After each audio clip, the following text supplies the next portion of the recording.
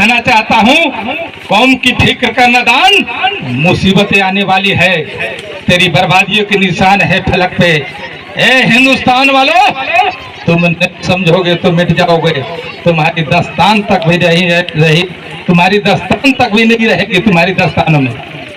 कहा कि अगर जिस समय सोमनाथ मंदिर लूटने जा रहा था, उस समय ललकारते हुए कहा था, अगर सही औरत पुरुष अगर उस दिन जग जाते थे, ईंटा पत्थर से मारकर उसे कचूमर निकाल देते। उसने कहा, अलवर्नी ने कहा कि अरे तुम जो है कि इस तरह से तुम नादान बने हुए हो, इस तरह से तुम अपने आप को कमी छिपा कर बने हुए हो, तुम अपने आप को छिपा कर रखे हुए हो। अरे तुम जग जाओ, नहीं तो तुम्हारा हिंदुस्तान लूट जाएगा। इसलिए उसने ललकारते हुए अलवर्नी ने कहा था। अलवर्नी जो था यहाँ का नहीं था, विदेशी था।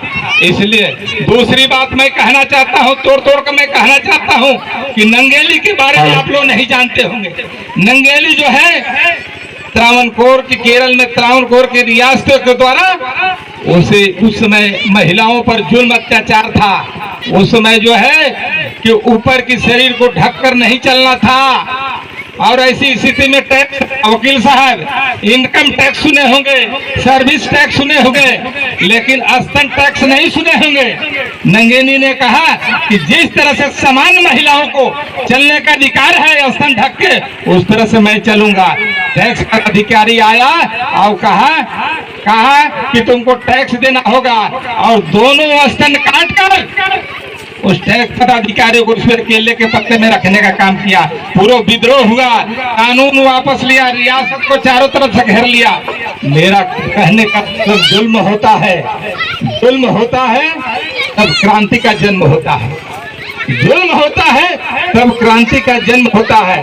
तो क्रांति जो वो महिला ने की, ऐसी दर्दनाक घटना कभी भी नहीं हुआ। ये बता देना हो, आखिर कौन था कि गले में ठंडी और पीछे झाड़ू बांधा हुआ था भाई? अरे कौन था कि कह रहा था कि परछाई से हम अछूत हो जाए? अरे वो कौन था कि पाँव तुम्हारा चलेगा तो हमारा जो पाँव पड़ेगा तो हमारा पाँव हम अछूत हो जाएंगे?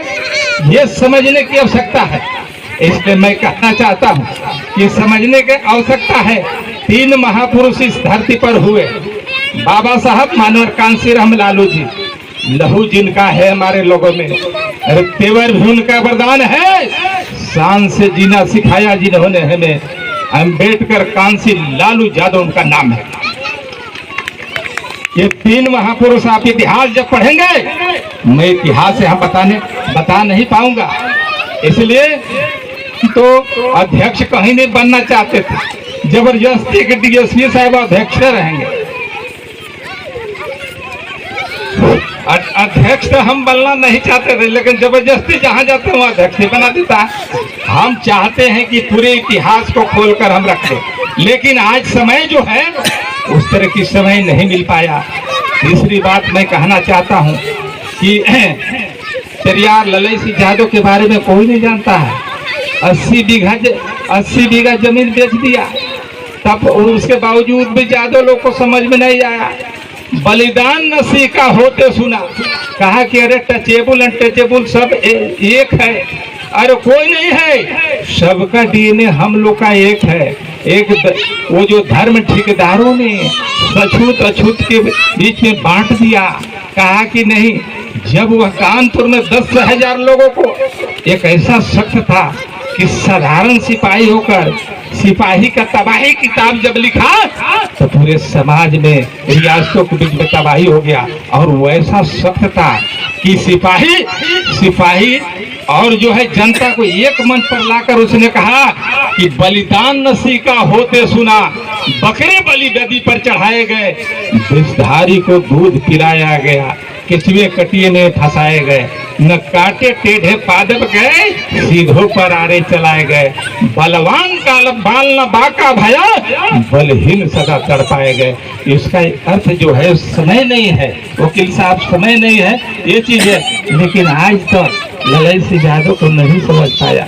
टीवी से लड़ते बनवारी यादव, वह कहा कि सच्ची रामायण उन्होंने उजागर करने का काम किया। इलाहाबाद हाई कोर्ट गया, बनारस यादव पूरा पूरा जो है कि बेच दिया, पूरा जो संपत्ति बेच दिया।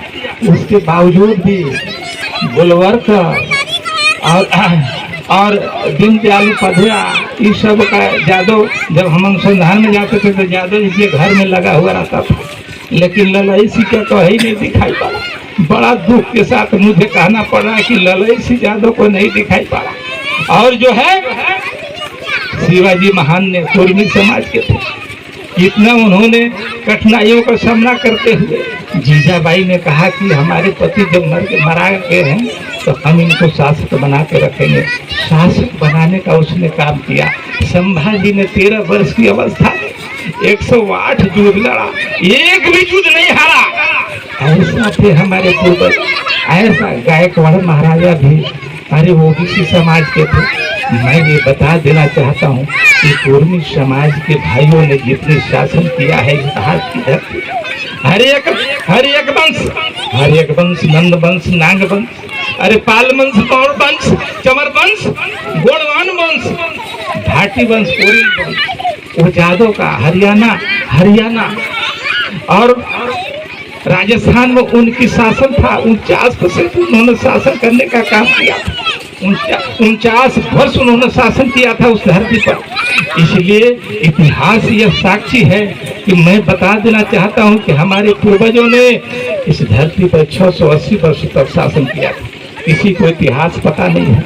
आज जो है हमारे शासक थे, हमारे पूर्वज शासक थे। आज हम शोषित होकर बैठे हुए, लोग कहता है कि तुम छोटा हो। अरे भाई हम छोटा कहाँ से हो गए? अरे वाल्मीकि जी भंगी समाज में पैदा होकर रामायण लिखने का काम किया। अरे हम छोटा कहाँ हो गए? वेद व्यास मलाह जात में पैदा होकर महाभारत लिखने का काम किया। अरे हम छोटा कहाँ हुए? कृष्ण जी यादव में पैदा होकर गीता लिखने का काम किया। अरे हम छोटा कहाँ से हो गए? बाबा साहब ने महार जाति में पैदा होकर उन्होंने एक दुनिया का विशाल संविधान भारत को देने का काम किया। अरे हम छोटा नहीं है। हमारे पूर्वज 680 वर्षों तक शासन किया था। हर एक वंश से लेकर भाटी वंश, कोरिल वंश, गोंडवान वंश, नाग वंश, जितने भी शासक 680 इतिहास साक्षी है। जब कोई इतिहास के बारे में बताता है तो हमारे लोग सुनना नहीं चाहता, और जब इतिहास भी उनको किताब दीजिए तो पढ़ना नहीं चाहता है। तो कैसे आप समझिएगा कि कितने हमारे पूर्वज लोग शासक थे, कैसे थे, किस तरह से शासन करने का काम किया था। इसलिए मैं माताओं बहनों को मैं कहना चाहता हूँ कि सावित्रीबाई फुले और फातिमा शेख जिस तरह से कंधे मिलाकर आपके बाल बच्चों को पढ़ाने का काम की थी, उस तरह से आप बाल बच्चों को पढ़ाइए। आपके साथ आप शिक्षा के क्षेत्र में खड़ा हो जाइए। आपके साथ सावित्रीबाई फुले, फातिमा शेख खड़ी थी। अरे आप में वो ताकत है माता जी, आरती जी, आप में वो ताकत है या बाबा साहब को आप जन्म देती है, डॉक्टर बाबा साहब को आप जन्म देती है। अरे ललैसी यादव को आप जन्म देती है। अरे गायकवाड़ महाराजा को जन्म देती है। छत्रपति साहू जी महाराज, कितनी उनकी अपमान सहना पड़ा था। जिस जाति में भिखारी पैदा होता है, अगर उस जाति का सम्मान नहीं होता है तो उस राजा का भी सम्मानित नहीं होता है। जिस जाति का सम्मान होता है भिखारी भी सम्मानित होता है। उनके साथ कितना शोषण जुल्म अत्याचार हुआ था। 1902 में उन्होंने आरक्षण सबसे पहले पिछड़े और दलितों के लिए कितनी कठिनाइयों का सामना करना पड़ा था। इतिहास में घुसिएगा तब पता चलेगा कि कितनी कठिनाइयों का सामना करना पड़ा था। इस धरती पर अशोक सम्राट ने भारत से लेकर सीरिया तक शासन करने का हमारे पूर्वज थे। और शिलापीठ जहाँ गाड़ दिया था, विदेशी को हिम्मत नहीं था। ओम प्रकाश जी, विदेशी को हिम्मत नहीं था। अशोक सम्राट आपके वंशज थे, आपके समाज के थे। आप इतिहास पढ़िए, समझिए, लेकिन हिम्मत नहीं था। और जब युद्ध हुआ तो धर्मपाल ने आकर का श्रीलंका से कहा कि अरे तुम तो सबको मार ही दिया कलिंग युद्ध में, अपने राज स्थापना किस पर राज करोगे? अरे बहते हुए खून पर, बहते हुए मिट्टी पर, अरे किस पर राज करोगे? वहीं पर परिवर्तन हुआ और कहा कि हमने राजपाट करके देख लिया, तुम जाओ। महेंद्रा और संघमित्रा अपने बेटा बेटी को श्रीलंका भेजा। आज भगवान के रूप में पूजा जाता है, आज भगवान के रूप में वहाँ पूजा जाता है। इसलिए साथियों मैं कहना चाहता हूँ कि ये पूर्वजों के इतिहास पढ़िए। जब तक बाबा साहब ने कहा था कि जब तक पूर्वजों को इतिहास नहीं पढ़ेंगे अपने भविष्य का निर्माण नहीं कर पाएंगे। अगर एक बरस के लिए सोचते हो तो जाकर खेत में धान रोपो। अगर 10 बरस के लिए सोचते हो तो जाकर बगिया में बगीचा लगाओ। अगर सदियों के लिए सोचते हो तो परिवार और समाज को सदा के लिए उसे पढ़ने के लिए आगे स्कूल कॉलेज में भेजने का काम करो। इसलिए मैं कहना चाहता हूँ बाबा साहब ने 26 नवंबर 1949 को संविधान निर्माण करने के बाद 26 जनवरी 1950 को जब संविधान सौंप रहे थे तो उन्हें आंखें से आंसू आने लगा। कहा कि राजनीतिक हमने अधिकार, समानता का अधिकार लिया, लेकिन सामाजिक आर्थिक में मेरी समझ नहीं है ये लोग लागू करेंगे कि नहीं करेंगे। मुझे अच्छा, उन्होंने कहा कि आंखों से आंसू क्यों गिर रहा? उन्होंने कहा मुझे अच्छा लगता है, मैं बहुत रोता हूँ, लेकिन दामन हमारा कभी नम नहीं होता, इन आंखों का बरसने का कोई मौसम नहीं होता। मैं अपने दुश्मनों के बीच में महफूज रहा था। अगर इस धरती पर अंबेडकर पैदा नहीं होता तो विधानों का खजाना भी नहीं होता। कितनी कठिनाइयों का सामना करना पड़ा था उनको। इसलिए हमारे लिए आज जो है, आज अगर हम खड़ा हैं, आज सीओ साहब खड़ा है तो उनकी बदौलत से खड़ा है। आज जो हम लोग खड़ा है तो बहुजन समाज के चलते हम लोग खड़ा है। जो जितने भी हमारे पूर्वज हैं, चाहे एससी हो, एसटी हो, चाहे माइनॉरिटी क्लास हो, अरे आसिम बिहारी और कई मुंसारी जिंदगी भर उन्होंने आज़ादी के लिए लड़ते रहे। कहा कि जब तक हम नहीं आज हम देश को आज़ाद करेंगे हम घर में दिए नहीं जलाएंगे। उन्होंने इस तरह से उन्होंने अपना घोषणा, बिहार के रहने वाले थे, इस तरह से उन्होंने घोषणा करने का काम किया और घर नहीं लौटा। इसलिए मैं कहना चाहता हूँ कि अंग्रेज नहीं रहते तो आज हमको आज़ादी नहीं मिलती। और इस सभी तरह से अंग्रेज के दौरान में सारा चीज संविधान का जो 1250 जो लोकसभा में बहस हुई है उसको पढ़िए। और एक हाथ में संविधान लीजिए और दूसरे हाथ में मनुस्मृति लीजिए, तब आपको समझ में आएगा। संविधान ने कहा कि दलित वंचितों को हक अधिकार देने का काम किया है और मनुस्मृति का किया है भाई उस दलित वंचित से आपको दलित वंचित बनाने का काम किया है। जब 1250 पन्नों को जब वो जो डिबेट हुआ है 2 वर्ष 11 महीना 18 दिन वो लेकर वो पढ़े, उसके बाद ये दोनों हाथ मिलेंगे तभी जाकर समझेंगे।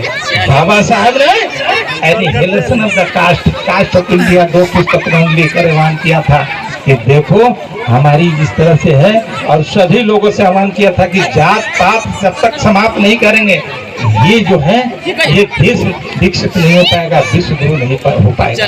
इसलिए मैं कहना चाहता हूँ, अंत में यही कहना चाहता हूँ कि माताओं बहनों आप पढ़ाइए, बच्चों लोग को पढ़ाइए। अगर जो लड़का लड़की पढ़ने में तेज है तो उसको डॉक्टर और बैरिस्टर बनाइए। बाबा साहब को डॉक्टर बैरिस्टर नहीं बनते तो हम लोग अधिकार नहीं देते। उससे भी ज्यादा तेज है तो जज बनाइए, उससे भी ज्यादा तेज है तो नेता मंत्री बनाइए, इसलिए कि वहीं पर कानून बनता है। बाबा आज तो हम लोग का विजन छोटा हो गया, लेकिन बाबा साहब का विजन छोटा नहीं था।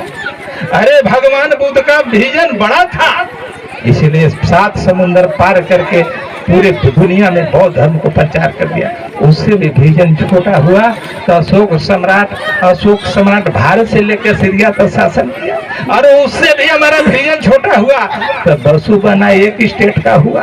अरे उससे भी विजन छोटा हुआ तो छत्रपति साहू जी हमारा 4 जिला के वह राजा हुए।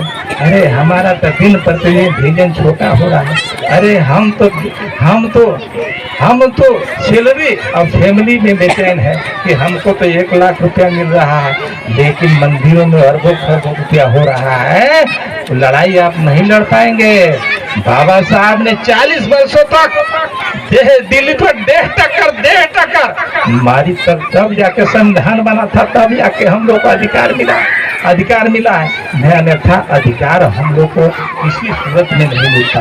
उन्होंने इसलिए भेजन बड़ा कीजिए तभी है, भेजन बाबा साहब ने कहा था। इसलिए मैं कहना चाहता हूँ, बाबा साहब ने समाज को संदेश दिया था, अरे शिक्षित बनो, संगठित हो और समाज के लिए संघर्ष करो। क्योंकि इसलिए अगर तुम शिक्षित हो जाओगे तो दुनिया के सामने आंख से आंख मिलाकर बात कर पाओगे, उन्होंने कहा था। इसलिए लाखों करोड़ों पिछड़े और दलितों का प्रेरणा का स्रोत है।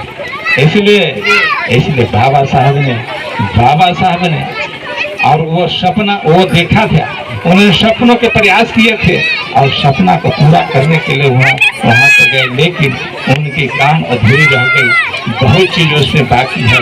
इसलिए अंत में यही कहकर मैं समाप्त करना चाहता हूँ कि उठो जागो ये नौजवान साथियों, उठो जागो ये नौजवान साथियों। अब रैन कहा जो सोवत है वो खोवत है, जो जागत है वो पावत है। अरे बुद्ध अंबेडकर फूले साहू जाग चुके हैं। बेरहाबाद की धरती पर राम की किरणें जगाने आई, फिर भी गहरी निद्रा में तू क्यों सोवत हो मेरे भाई? उठो तुम, तोड़ो गहरी निद्रा को, देखो बाबा साहब की निद्रा को। नहीं बनी है तेरी कोई गवर्नमेंट, अपने समाज को भेजना है पार्लियामेंट की कुर्सी पर दलित पिछड़े अल्पसंख्यक में पार्ट तेरी जरूरत है। उठे नौजवान साथियों, अब रैन कहा जो सोवत है, अब रैन कहा जो सोवत है। जय हिंद, जय भारत।